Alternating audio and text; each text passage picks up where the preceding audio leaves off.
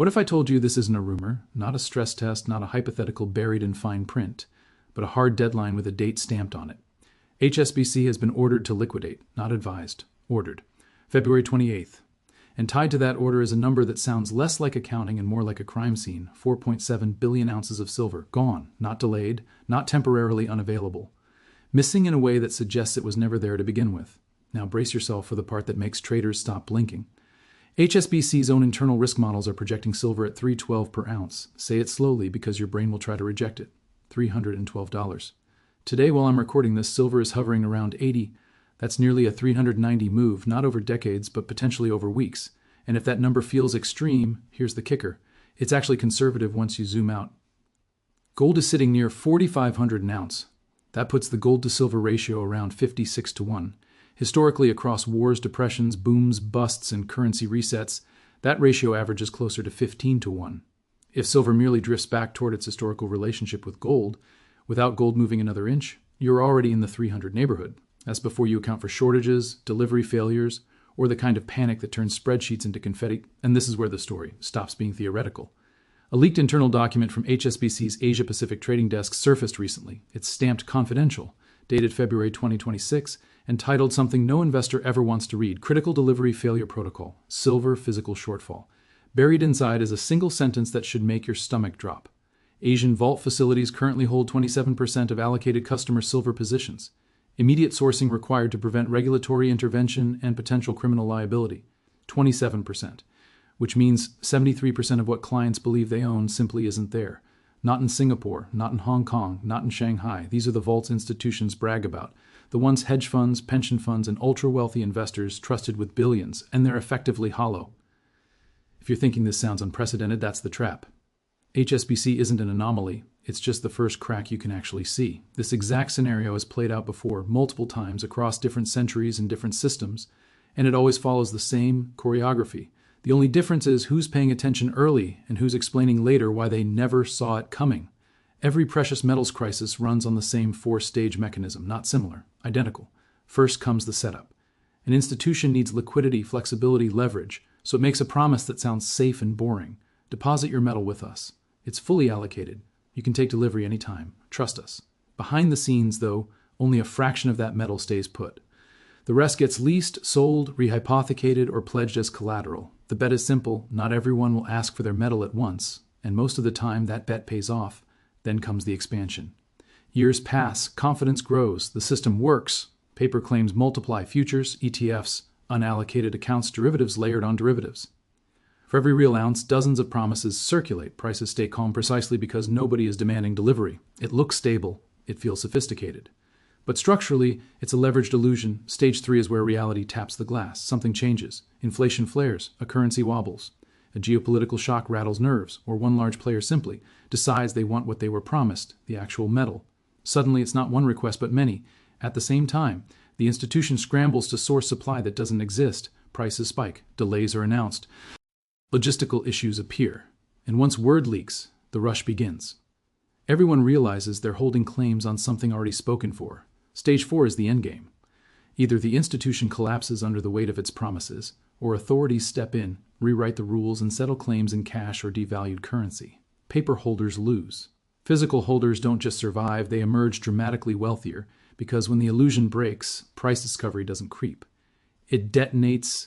We've seen this movie before. In the 1960s, the United States anchored the global system by promising to exchange dollars for gold at $35 an ounce. It worked beautifully, until it didn't. Dollars multiplied faster than gold reserves. Foreign governments noticed. France, under Charles de Gaulle, openly challenged the system and demanded physical gold. Others followed. Vaults drained. The London Gold Pool tried to hold the line by dumping gold onto the market, but in March 1968, it collapsed. Markets closed. Convertibility ended. And over the next decade, gold didn't gently adjust. It exploded from 35 to 850. The people mocked for warning about it weren't laughing anymore. They were shopping for yachts. Then came silver in 1979. The Hunt brothers didn't invent a shortage. They exposed one by demanding delivery on futures contracts, something almost nobody did. They forced the system to show its hand. Silver went from 5 to 50 in a year. When exchanges realized they were cornered, they changed the rules mid-game. Buying was banned. Liquidation only. Prices crashed, the Hunts were crushed, and the narrative shifted to paint them as villains. But the real story was simpler. The system couldn't deliver what it sold. Fast forward to today, and the parallels are uncomfortable. Massive paper silver markets, tiny physical inventories, growing demand from Asia. Central banks quietly accumulating real assets while retail investors are steered toward paper substitutes. And now, a major global bank staring down regulatory intervention because 3/4 of its promised silver doesn't exist. This is why 312 isn't a wild forecast pulled from thin air. It's what happens when math collides with reality. When too many claims chase too few ounces, price isn't negotiated, it's discovered violently. And February 28th isn't just a date on a calendar, it's a pressure point. History doesn't repeat because people are stupid.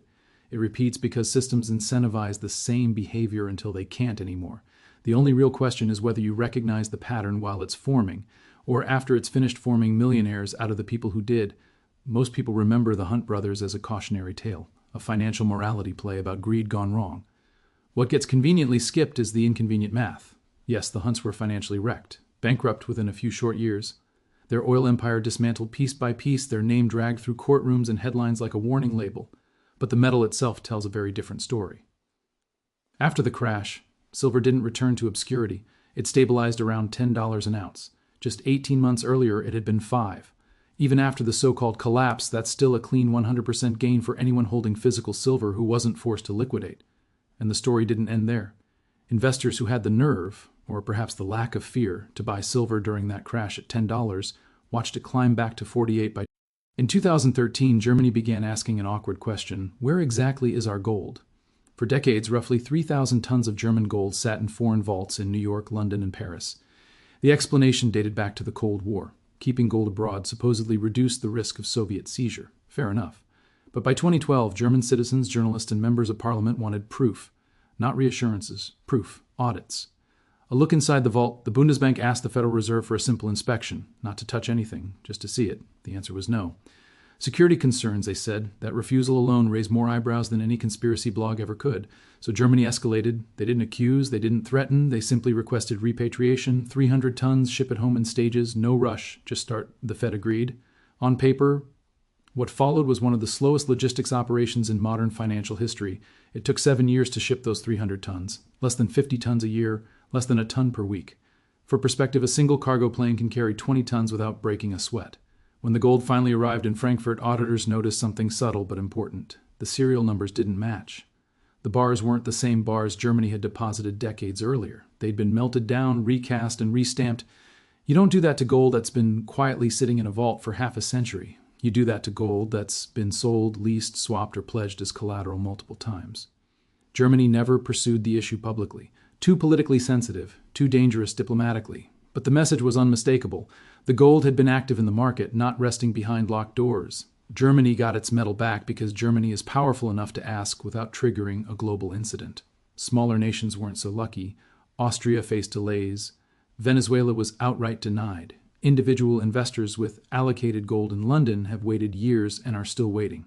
Different metal, different decades, same pattern. Now take those lessons and apply them to HSBC and silver right here, right now. For more than 20 years, HSBC and its peers have offered silver storage and vaulting services dressed up in reassuring language, allocated accounts, professional custody, annual storage fees that feel trivial. Clients deposit silver or buy it through the bank and leave it in the vault. Everyone feels sophisticated, but the silver isn't just sitting there. It's being used, leased to industrial users who need it for solar panels, electronics, and medical devices, lent to short sellers betting against the price, hypothecated across multiple balance sheets, 1 ounce of physical silver quietly supporting 10 different paper claims. 10 owners, 1 bar, everyone paying storage fees, everyone confident they can take delivery whenever they like. That's fractional reserve banking, just wearing a precious metals costume, and as always, it works beautifully until timing becomes inconvenient. Between 2015 and 2024, silver demand in Asia didn't grow. It erupted. China, India, Southeast Asia all piled in, driven largely by solar energy. In 2023 alone, China installed more solar capacity than the entire world had managed the year before. Each panel requires silver, roughly 20 grams per panel, and there is no scalable substitute. Electronics demand surged alongside 5G infrastructure and electric vehicles. A single electric vehicle can contain tens of kilograms of silver once you account for circuitry, sensors, and power systems. At the same time, investors started paying attention. Inflation fears, currency debasement, talk of de-dollarization, BRICS experimenting with alternatives to the dollar. Silver suddenly mattered again. HSBC and other bullion banks responded the way institutions always do. They sold more paper, ETFs, futures, unallocated accounts. B. Billions of ounces worth of promises. But they didn't acquire the physical metal to match. Why would they? The assumption was familiar and comforting. Delivery requests would be staggered, manageable, spread over time. The same assumption made in London in the 1960s. The same assumption futures exchanges made in 1980. The same assumption that always collapses under stress. What makes this moment different is inventory. Global silver inventories are scraping multi-decade lows. London vaults hold roughly 800 million ounces. New York's COMEX vaults around 300 million. On paper, that's 1.1 billion ounces. Sounds impressive until you remember that annual industrial demand alone consumes roughly 1 billion ounces. Add investment demand and you're closer to 1.3 billion. Demand exceeds. At first, it looked like a routine sourcing problem, the kind that gets solved with a few phone calls and a slightly higher bid. HSBC needed 5 million ounces of silver. They went shopping where everyone shops when things get serious: London, New York, Zurich. That's when the tone of the conversation changed. Dealers weren't quoting tight spreads anymore. Premiums came back at 20% over spot. Some said 30, others didn't quote at all. No inventory, no delivery window, just polite variations of "we don't have it." Prices started creeping higher almost immediately. $75 an ounce became 80. 80 became 85. HSBC did what banks always do in that moment. They issued a delay. Administrative processing, standard language, calm wording, nothing to see here, except the client had been with HSBC for 15 years and had never experienced a delay, not once. That's when trust quietly stepped aside and curiosity walked in. The investor hired an independent auditor, third-party, neutral professional. Nothing adversarial, just verification. HSBC couldn't refuse. The audit clause was written into the original agreement, so the auditor went to the Singapore vault. What they found turned an inconvenience into a crisis. The vault had capacity for 18 million ounces. On paper, there were 18 million ounces allocated to clients. In reality, there were 4.8 million ounces sitting on pallets. Do the math. 27% coverage. 73% missing. The auditor filed a preliminary report marked confidential and sent it only to the client. And that's where the fantasy of secrecy died. Information like that doesn't stay contained. Within 48 hours, 3 other institutional investors requested audits of their allocated silver. Within 72 hours, 6 more followed. HSBC couldn't accommodate them fast enough. Rumors leaked, then screenshots, then documents. Reddit lit up. Twitter did what Twitter does. Financial blogs connected dots that weren't hard to connect. Bloomberg ran a piece. Reuters confirmed it. At that moment, the crisis stopped being internal and became public. Delivery requests piled in. Audit demands multiplied. And the truly dangerous realization set in: this wasn't just HSBC. JP Morgan, UBS, Scotia, others all operate variations of the same model. Fractional reserve silver. Hypothecation layered on hypothecation. When the HSBC audit leaked, investors didn't just question one bank. They questioned the entire system. Stage 3 wasn't looming anymore. It was active, contagious, and accelerating in real time. The leaked internal HSBC document didn't mince words about what comes next. Emergency liquidation mandated by February 28th. All available physical silver to be sourced globally, regardless of cost. Projected acquisition cost, $312 per ounce. That number isn't a target price or a bold forecast. It's an internal estimate of what HSBC believes it would have to pay to cover its exposure if forced into the market. The scale is what makes it existential. 4.7 billion ounces. At today's price, around $80, that's roughly a 376 billion position. At 312, it balloons to 1.46 trillion. HSBC's market capitalization is around 150 billion. Total assets sit near 3 trillion, but assets aren't the same thing as liquid, deliverable silver. You can't turn office buildings, loan books, and derivatives into metal overnight. The math doesn't work. It can't work. That's why we're already in stage 4 territory. From here, there are only 2 plausible outcomes. In the first scenario, HSBC declares force majeure, extraordinary circumstances, beyond control. They settle contracts in cash at prevailing prices, maybe $80 an ounce. Clients expecting metal or a market clearing price get cash instead. Lawsuits follow. Class actions, arbitration, years of legal noise. Lawyers do very well. Clients recover fractions of what they thought the Y owned. In the second scenario, regulators step in. The FCA in the UK, the Monetary Authority of Singapore, the SEC in the US. Rules get rewritten in real time, delivery limits imposed, cash settlement mandated, position limits applied retroactively, losses are socialized. The problem is contained, at least politically. In both scenarios, the outcome is the same for paper holders. They lose. Now consider what happens to price when billions of ounces of demand collide with a market that might have 500 million ounces of deliverable supply on a good day.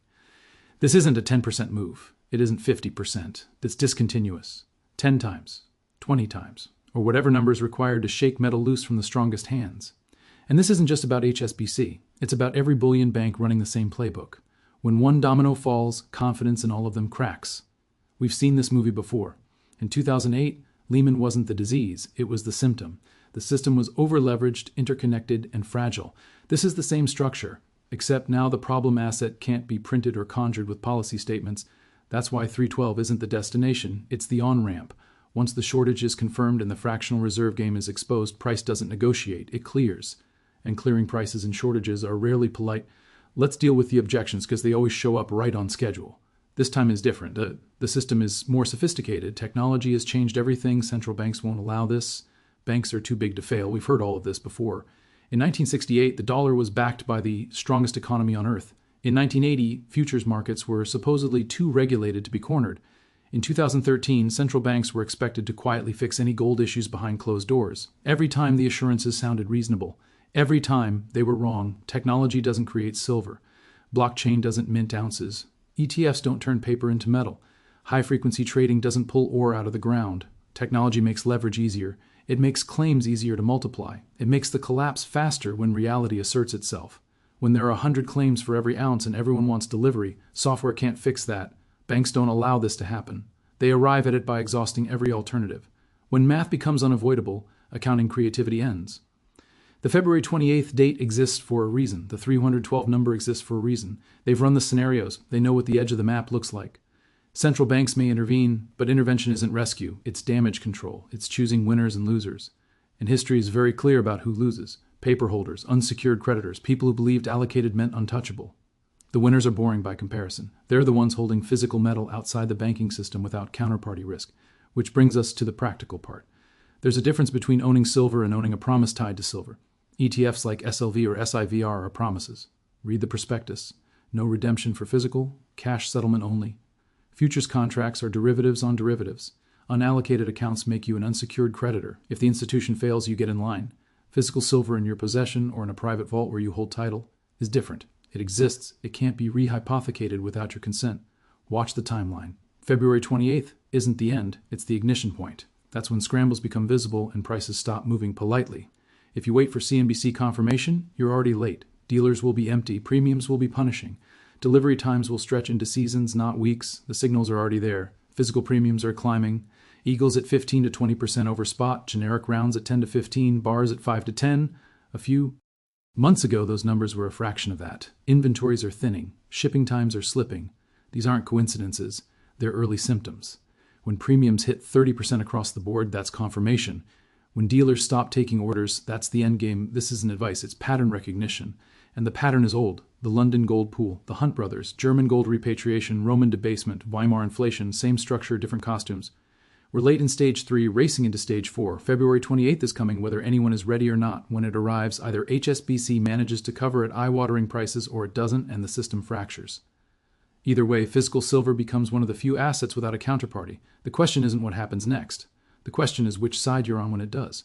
Paper or physical, prepared or surprised. History has already written the ending. The only variable left is you.